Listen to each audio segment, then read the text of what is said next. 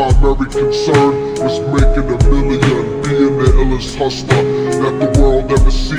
He used to fuck movie stars and sniff coke in his dreams. A corrupted young mind at the age of 13. Nigga never had a father and his mom was a fiend. She put the pipe down, but for every year she was sober. Her son's heart simultaneously grew colder. He started hanging out, selling bags in the projects, checking the young chicks, looking for hit and run prospects. He was fascinated by material objects, but he understood money never brought respect. He built a reputation cause he could hustle and steal, but got locked once and didn't hesitate to squeal. So criminals he chilled with didn't think he was real. You see, me and niggas like this have never been equal. I don't project my insecurities on other people. He feeded for props like addicts with pipes and needles, and so he felt he had to prove to everyone he was evil. A feeble-minded young man with infinite potential, the product of a ghetto-bred capitalistic mental. Coincidentally, dropped out of school to sell weed, dancing with the devil, smoked until his eyes would bleed. But he was sick of selling trees and gave in to his greed.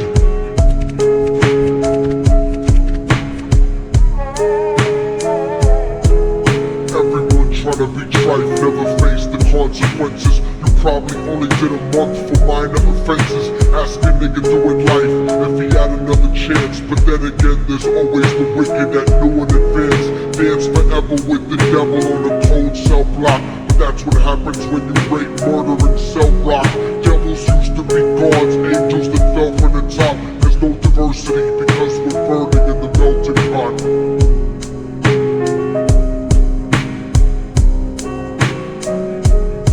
So Billy started robbing niggas, anything he could do to get his respect back in the eyes of his crew. Starting fights over little shit up on the block. Stepped up to selling mothers and brothers the crack rock. Working overtime, making money for the crack spot. Hit the jackpot and wanted to move up to cocaine, fulfilling the Scarface fantasy stuck in his brain. Tired of the block niggas treating him the same. He wanted to be major like the cutthroats and the thugs. But when he tried to step to him, niggas showed him no love. They told him any motherfucking coward can sell drugs. Any bitch nigga with a gun can bust slugs. Any nigga with a red shirt can front like a blood. Even Puffy smoked the motherfucker up in the club. But only a real thug can stab someone till they die. Standing in front of them, staring straight into their eyes, Billy realized that these men were well guarded, and they wanted to test him before business started. Suggested raping a bitch to prove he was cold-hearted. So now he had a choice between going back to his life or making money with made men. Up in the sight, his dreams about cars and ice made him agree a hardcore nigga is all he ever wanted to be. And so he met them Friday night at 2:45.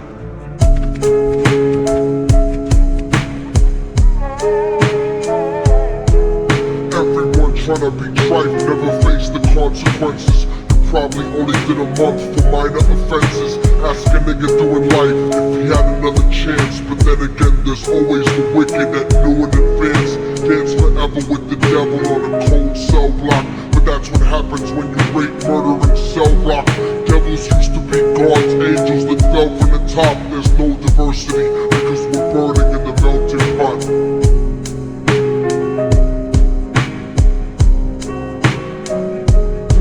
They drove around the project slow while it was raining, smoking blunts, drinking and joking for entertainment, until they saw a woman on the street walking alone, 3 in the morning, coming back from work on the way home. And so they quietly got out the car and followed her. Walking through the projects, the darkness swallowed her. They wrapped her shirt around their head and knocked her onto the floor. This is it, kid, now you got your chance to be raw. So Billy yoked her up and grabbed the chick by the hair and dragged her into a lobby that had nobody there. She struggled hard, but they forced her to go up the stairs. They got to the roof and then held her down on the ground, screaming, "Shut the fuck up and stop moving around." The shirt covered her face, but she screamed and clawed. So Billy stomped on the bitch till he broke in her jaw. The dirty bastards knew exactly what they were doing. They kicked her until they cracked her ribs and she stopped moving.